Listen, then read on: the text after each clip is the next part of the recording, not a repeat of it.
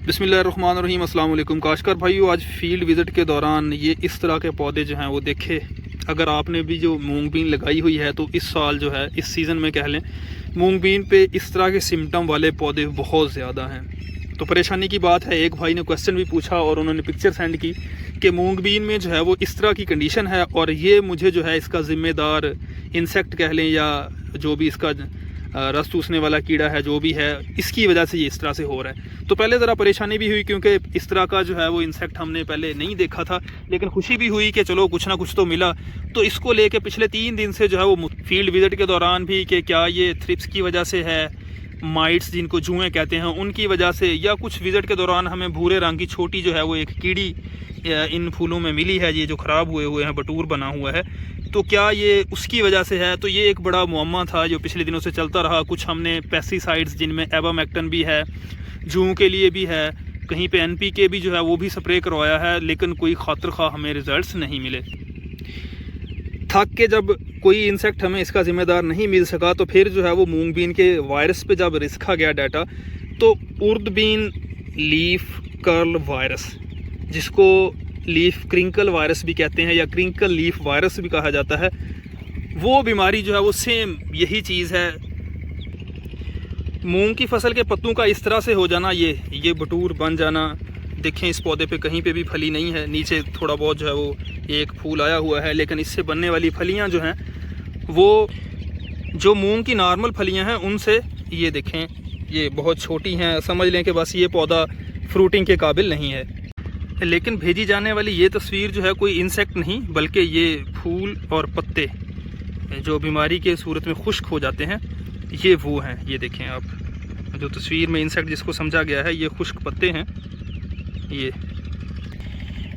मूंग की ये बीमारी जो है वो वायरस की वजह से है, जिसके लिए बेहतरीन जो टेम्परेचर की अगर हम बात करें वो 25 से 30 मिनिमम टेम्परेचर और 37 से 40 डिग्री जो है ये मैक्सिमम बर्दाश्त करता है। तो पिछले दिनों में चूँकि हम जानते हैं पूरे ही पंजाब का टेम्परेचर इसी रेंज में रहा है, ज़्यादा से ज़्यादा 32 से लेकर 38 तक ज़्यादा दिनों में। तो ये 2 स्टेज पे मूंग की फसल पे अटैक करती है। पहला जो है वो बिजाई के 3 से 4 हफ्ते के बाद। उस सूरत में तो आपकी फसल का नुकसान खुदा न खास्ता 94% 94% तक हो सकता है टोटल।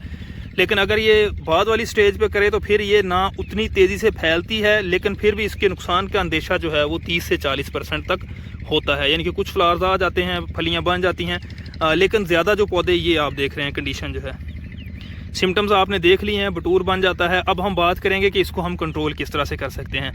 फैलती जो है ये सिर्फ टेम्परेचर, बाकी बारिश या नमी का इससे कोई ताल्लुक़ नहीं है।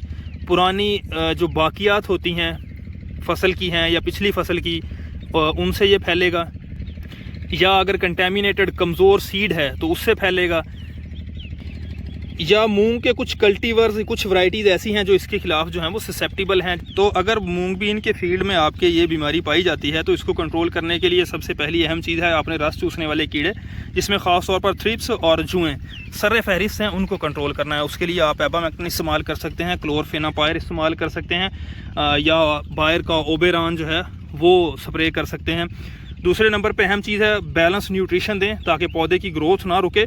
तो उस सूरत में भी जो है देखें, वायरस की कोई भी डिजीज़ हो, जानवर में है चाहे पौधों में है, तो ख़ास तौर पर खुराक की बेहतरी से इम्यूनिटी डेवलप, यानी कि कुदरती जो क़ुव्वत मुदाफ़ियत है उसको बेहतर करने की कोशिश की जाती है ताकि जो भी जानवर पौधा है वो बीमारी के खिलाफ लड़ सके। ये देखें यहाँ पे थोड़ी सी जो है वो पौधे ने नीचे ज़मीन अच्छी समझ लें या इसको खुराक मिली है तो उसने रजिस्ट किया है, और आप देख रहे हैं ऊपर वाले पत्ते जो हैं वो बेहतर होते जा रहे हैं। यही चीज़ मैंने अपनी सारी फसल में नोट किया, जहाँ जहाँ पे फसल को न्यूट्रिशन दी गई है, NPK का स्प्रे किया गया है, तो नीचे पत्ते जो थे ख़राब वो रह गए हैं, लेकिन उसके साथ जो ऊपर वाले पत्ते बन रहे हैं वो कदरे बेहतर होते जा रहे हैं और फसल जो है वो फ्रूटिंग की तरफ बेहतर तरीके से आ रही है। तो अगर आपके फील्ड में इस तरह के पौधे मौजूद हैं तो आपको इसको किसी भी इंसेक्ट पेस्ट से रिलेट करने की ज़रूरत नहीं है। सिंपली जो है वो आप रस चूसने वाले कीड़े जिनमें जूं और थ्रिप्स है उनको कंट्रोल करें और अपनी फसल की खुराक को बेहतर करें, जिसमें फोलियर स्प्रे में अमाइनो एसिड या NPK का इस्तेमाल है। जब भी आप ये एमामेक्टिन, ल्यूफ्रान या कोराजन इस तरह की स्प्रे सुंडियों के खिलाफ करते हैं तो लाजमी तौर पर उनमें जो है वो खुराक का कोई जूस डालें ताकि आपकी फसल जो है वो बेहतर ग्रोथ की तरफ रहे और उसकी पैदावार जो है इस बीमारी की वजह से ज़्यादा मुतासर ना हो। मूंग की फसल के मुतल्लिक, तिली या तिली की फसल के मुतल्लिक या खरीफ की किसी भी फसल के मुतल्लिक आपका किसी किस्म का कोई क्वेश्चन हो तो आप कमेंट बॉक्स में पूछ सकते हैं।